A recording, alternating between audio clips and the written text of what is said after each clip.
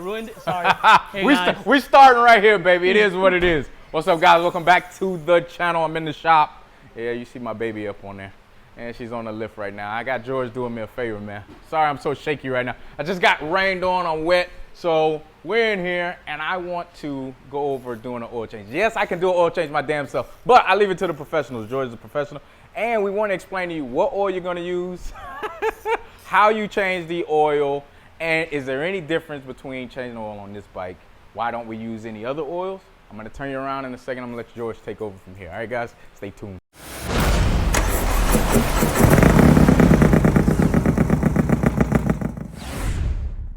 So the man, the myth, the legend, George, All American Cycles. What's up, guys?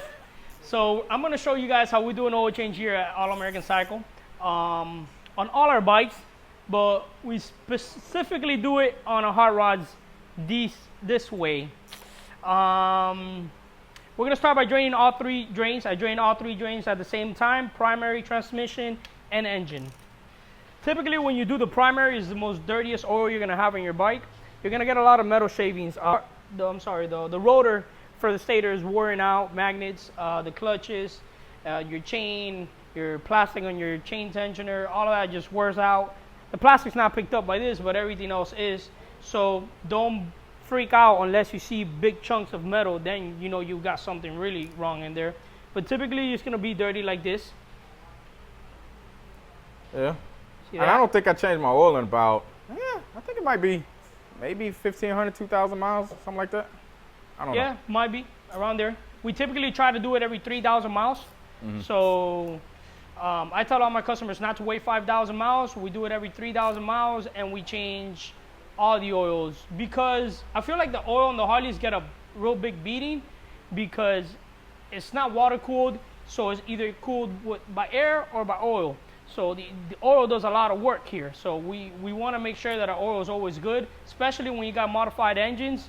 You don't want to ruin all the money you put into it, and you just want to keep everything safe. So what if you're beating on the bike one weekend? What do you suggest? Still kind of wait, 2,000 miles, 2,500 miles, 3,000? I do my bikes anywhere from 2,500 to 3,000 miles. All right, so especially Weekend when Warrior, you use good oil, you know? Yeah, the Weekend Warrior can still wait to 3,000 miles. You don't have to be swapping it out so soon. Yeah.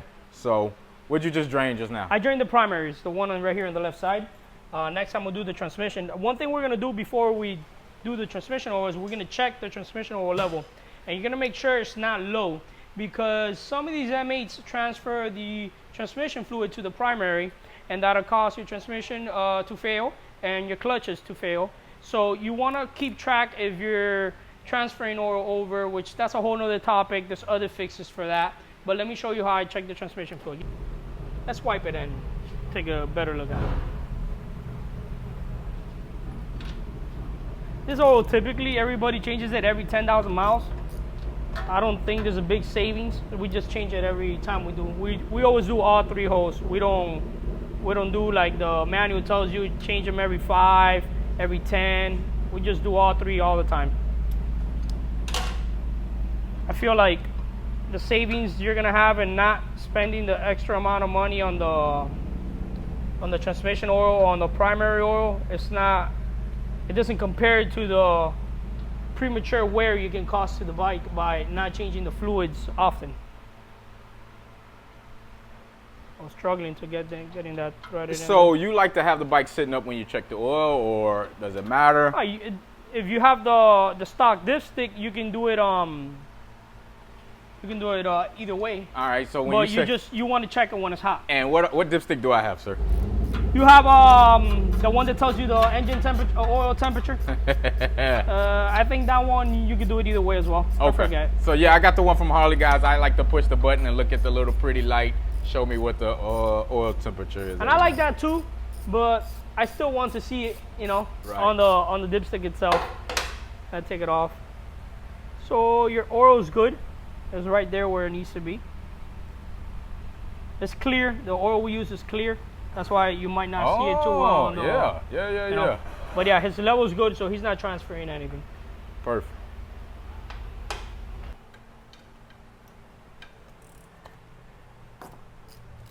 So which one are we changing right now? This is the transmission. Transmission is coming out of there, and so it should be a clear fluid, right? Oh yeah.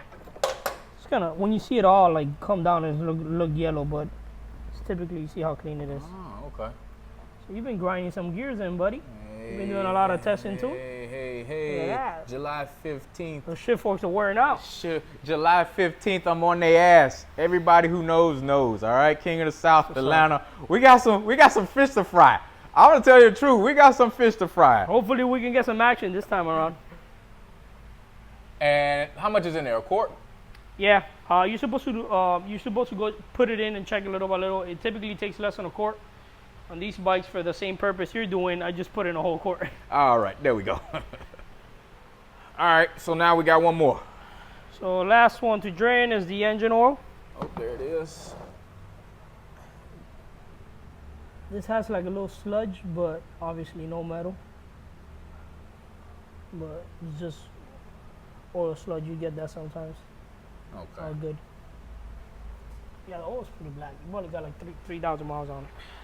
Hey man, I ride. How many miles? I think I got almost 11,000 miles on this bike. So yeah, I've been trying to keep her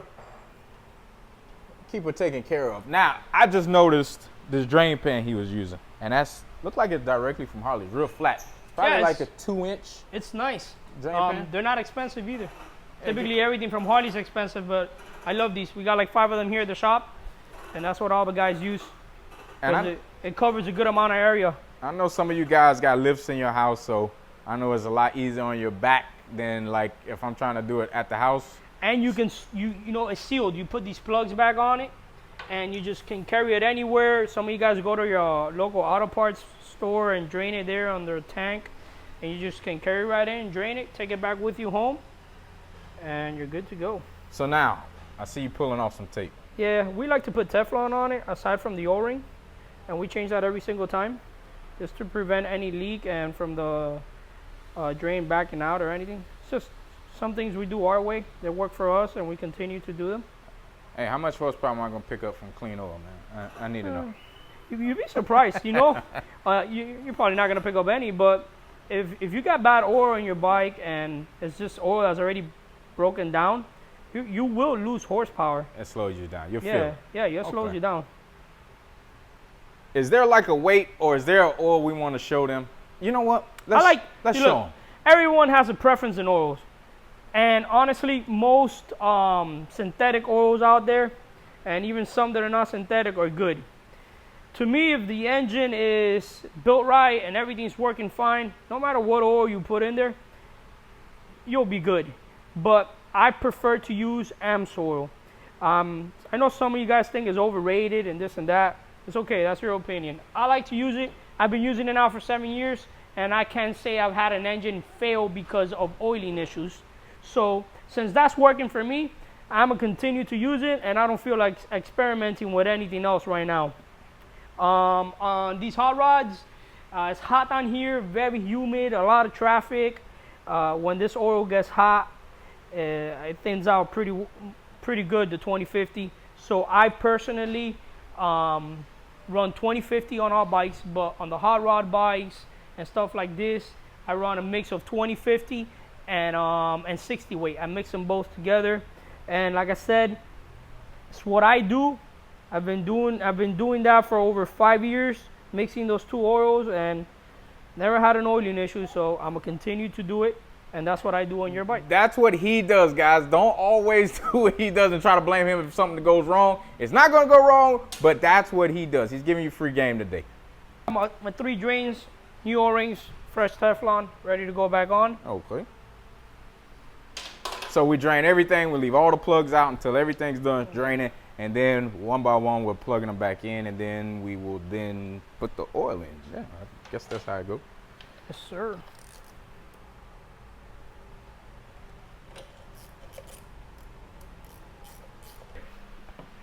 Hey, so we just brought up a short conversation, and we want y'all to hear this. I had to stop it. So we're talking about that new CVO. Yeah, it's a badass bike. It's got a lot of good features. I'm just very curious in what they changed in the heads. They said they changed the valve train. I see it's got a bigger stroke. It's got a 4 5/8 crankshaft in it. So you could probably if the case diameter is still the same, you could probably just drop a set of pistons in there, like a 4.280 bore. That's the biggest I like to go to on a 4.250 cylinder after you bore them out. And it'll put you at like a 133, 134 cubic inch motor. And that's gonna be nice. It's gonna have some good stroke to it. I like the bike.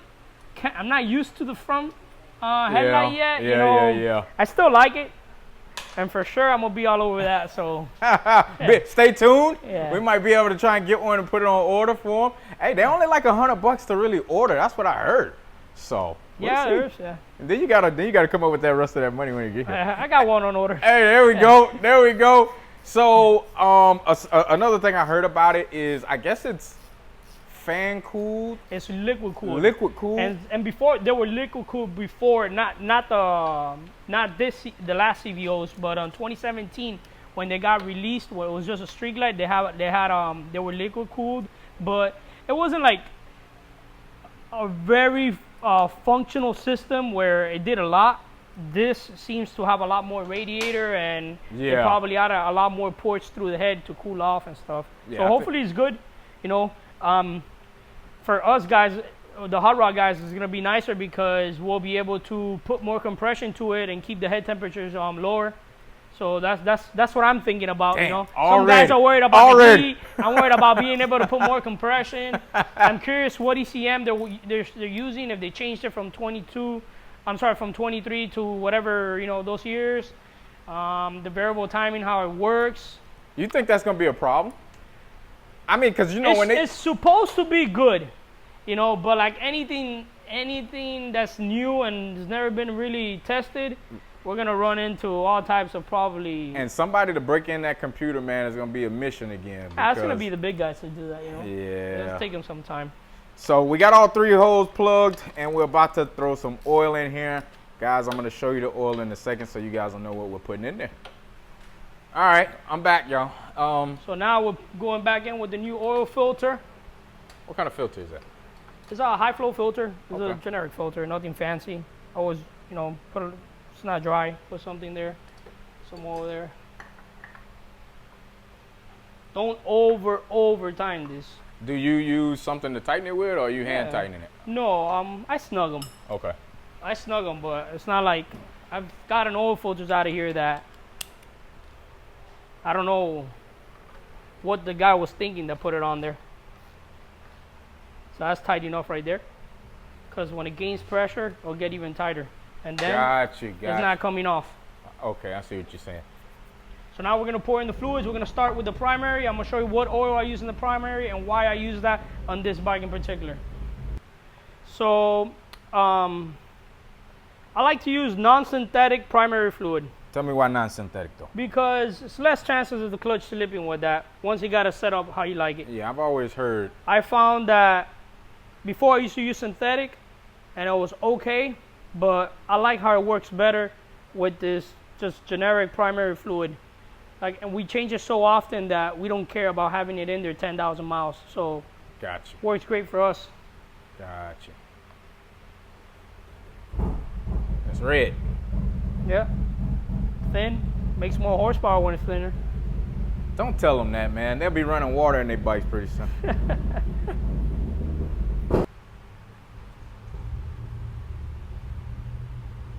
Making sure everything's clean before we try and put it back on there. All right, they want to know what clutch I got, man. I just heard somebody ask already. Did we tell them? Yeah. Nothing fancy. It's nothing Just, fancy. An AIM SDR light, stock clutch plates, and we threw a Trask clutch basket in there for the hard launches. Like that, we don't snap the basket. It holds plenty of power. We keep it simple, man. Just stop asking me all these questions. It's not. Listen, I'm not doing anything that you guys can't do at home. I'm not the mechanic though. I don't have trial and error money, so I'd rather go to somebody who already knows. Love this factory clutch plates. Work great for me, never let me down. Well, let's talk about one thing real quick while you're doing that. When you're shifting these bikes, man, you made a video, okay? I'm gonna have to get a hold of that video. I know you still got it, right? Yeah, I got it. All right, watch this. I'll put it in right here.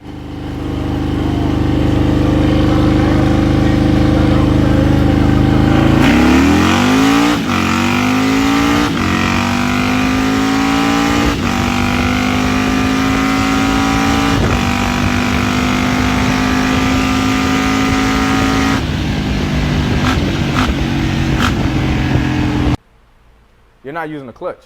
No, I don't use a clutch. All I do is back out the gas, and as I'm backing out the gas, I slam the next gear in. And then we're back on it. Yeah, but this is something you should not try and learn how to do it from second to third, because you'll probably end up wiping out third gear. Hey, third gear's the weakest, right? Oh yeah. Okay. So do it slowly. As you start getting it, then you do it better and better and better. All right, so real quick, they're not gonna believe me when I say this, but what transmission do I have in my bike? Bone stock transmission. Bone stock transmission. Luckily, okay. you've never broken it yet. Where's the wood at? Hey, please find some new wood. Find wood. Hey guys, we'll be right back until we find some wood. So this is Amzoro Severe Gear Synthetic Gear Lube, 75-140. Like the heavier fluid for the transmission. I feel like it puts an extra cushion on the gears, prevents wear. So another thing that works for me, I'm gonna continue to do it. Look how clear it is. Yeah, compared to the one we just took out a little while ago, it still looked the same. What a waste. Oh well. So we're going in with a 60 weight. 60 weight first. Isn't that satisfying? Let Looks like honey. me put that shit on some pancakes. Bro, listen, I'm telling you guys again, he is the professional. He's done it. He knows what my motor likes. We cannot say this goes for everybody's bike.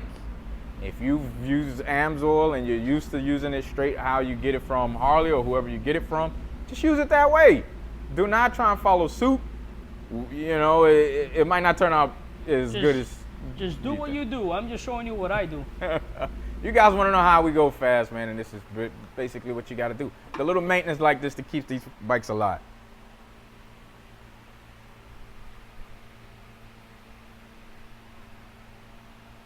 So how many 60 weights we got? We do 2 and 2. 2 60 weights and 2 20 50s. I'm going to show you guys right here. Yeah, then we crank up the bike, let it warm up a bit, and check the level. Okay. So he's going to finish pouring them in, and we're going to crank it next time you see it. So I put 4 quarts in, and on this dipstick it tells you full hot on Jiffy stand, so screw it in all the way. So it's up here, it's overdue. So what we're gonna do is we're gonna bring the bike down, we're gonna take it around the block, 4 quarts of oil, it's enough oil in there. So we're gonna take it around the block, we're gonna put it on the kickstand, and we're gonna check where it's at when it's on the kickstand after it's hot. It's not gonna be fully hot, but it will give you a much better idea than the oil being room temperature. All right, so we gotta start it up. So here we go.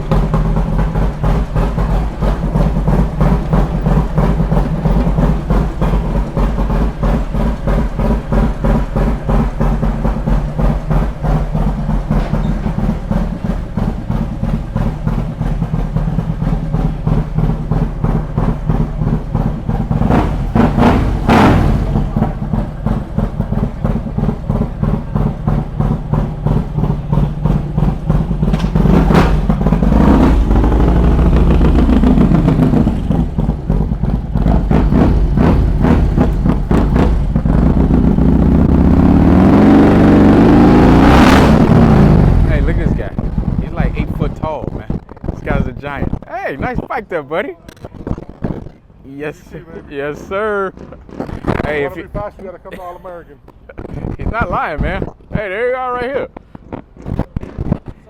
This guy right here is the best builder in the business. I'm gonna tell you that. I'm gonna be honest with you guys. You might not know him, but you're gonna know him soon. I guarantee that.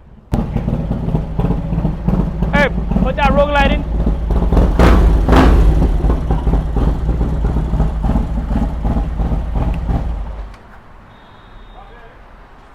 let's check the oil. Feel like 120 horsepower? Yes, sir. And now we're gonna check the oil, huh?